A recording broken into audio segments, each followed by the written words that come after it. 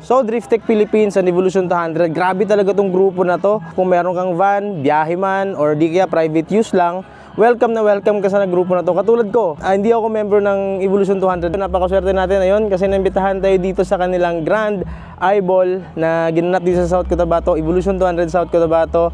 At saka isa rin memorable nitong event na to kasi pumunta talaga all the way from Luzon, from Manila, yung master tuner talaga ng Evolution 200, founder ng Drifttech Philippines, si Boss Diamante, Common Rail. So nandito siya ngayon sa Mindanao para maging guest at saka mag-remap ng mga van dito. So hindi pa pala nakakaalam about Drifttech Philippines and Evolution 200, ang Drifttech Philippines is isa sa pinaka-pioneer talaga sa pagre-remap ng van dito sa Pilipinas. Kasi dati, way back before, yung mga nire-remap pa lang is yung mga SUV, pick-up, ginagawang pangkarera, ganon. So sila yung nagdala dito ng remap ng van. From Drifttech Philippines, nagkaroon ng grupo na Evolution 200 kasi nag-evolve daw yung performance ng mga van dito. Kasi dati, reputation ng van is pambiyahe-biyahe lang. So ngayon, makikita natin yung mga van is maganda na rin, matutulin na rin, kinakarera, kinakar show. So grabe yung potential at yung van talaga sa pinakamadaling pagandahin kasi sobrang daming pyesa. So ayun, so nandito tayo ngayon sa Eyeball nila at saka tara, let's go. Tingnan natin kung ano yung mga event nila ito at saka kusapin natin yung master tuner.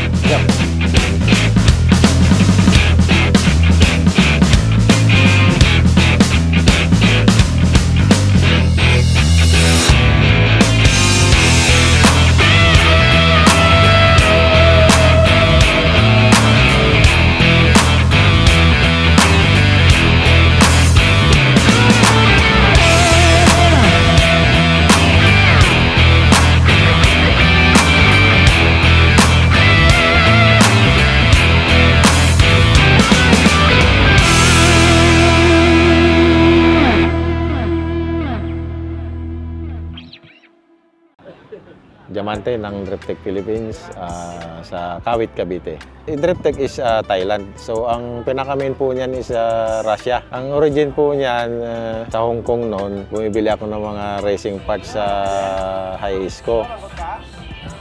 So nagtataka na yung binibilang ko, bakit daw bumibili ng ganun? Kung magkakarera ba daw ako, biniro ko ng oo.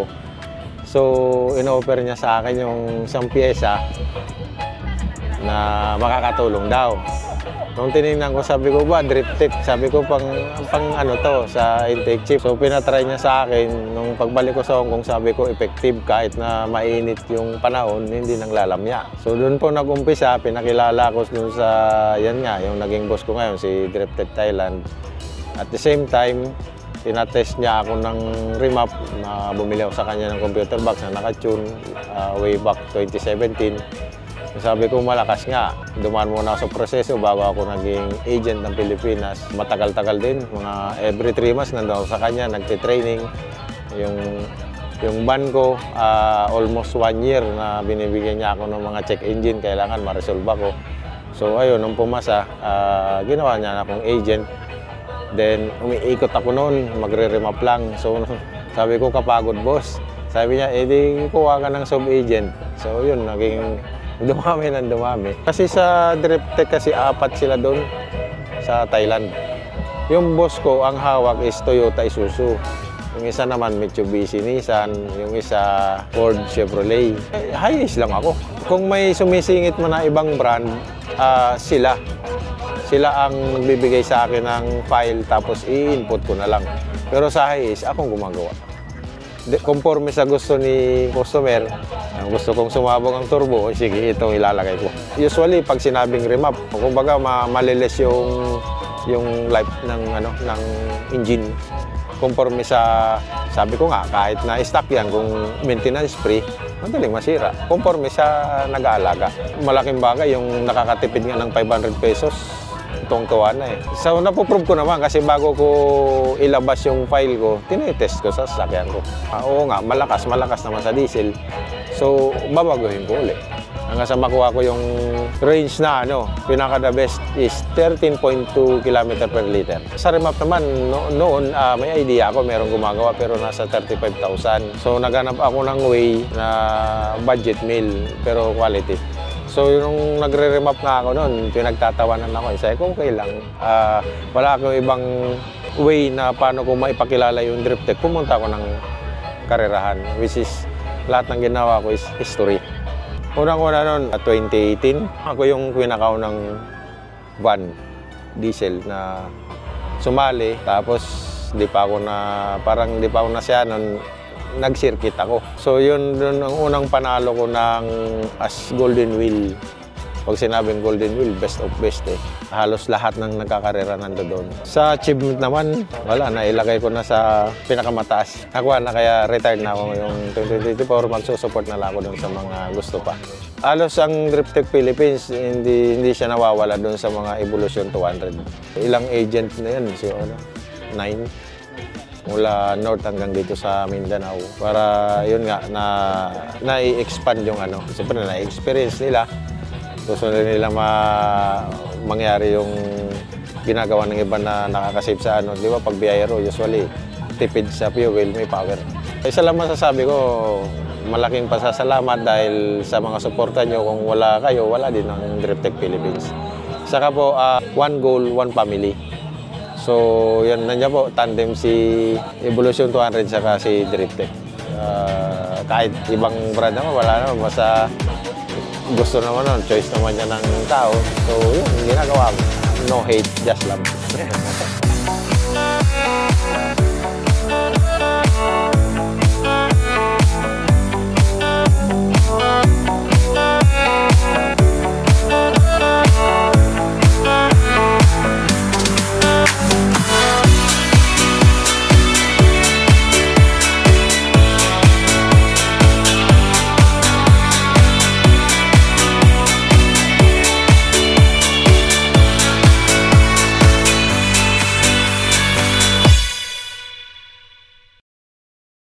So yun na, at papunta na kami dun sa City Hall.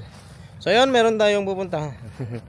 So yun na, at magra-ride kami. Meron daw convoy na magaganap dito. So lahat ng van is magsasama-sama, magko-convoy kami para mag-picture taking daw dun sa City Hall dito sa Coronadal. So maganda naman kasi nga nung nadala natin is yung van natin, yung gamit natin ngayon, yung dala natin. So nababagay kasi nga lahat van eh. So tingnan natin mamaya, makikita kayo dito ng mga magagandang van. Pero wala nang, hindi mas maganda pa rin yung sa Luzon. Pero okay din naman mga van dito. Matutulan yung van dito. So ayun, at nandito na yung mga van. Yan, puro van, ang dami. Meron pa dun sa kalsada. Ayan puro high Asian lahat. So meron namang mga NV350 na naka-remap. So lahat to naka-remap except lang sa van ko. Kasi nga yung van natin is stuck pa. Hindi pa natin pinapa-remap. So pero abangan nyo, this year. Or hopefully this year. Mapaganda na natin sa ng buong buo.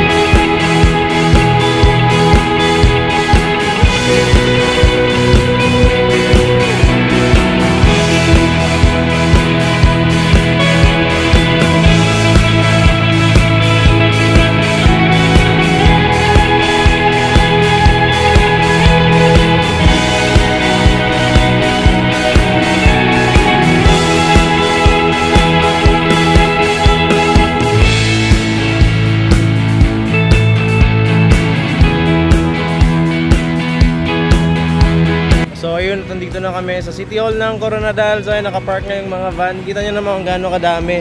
So mula dyan, NV350, yan, bilangin nyo na lang ilang van yan.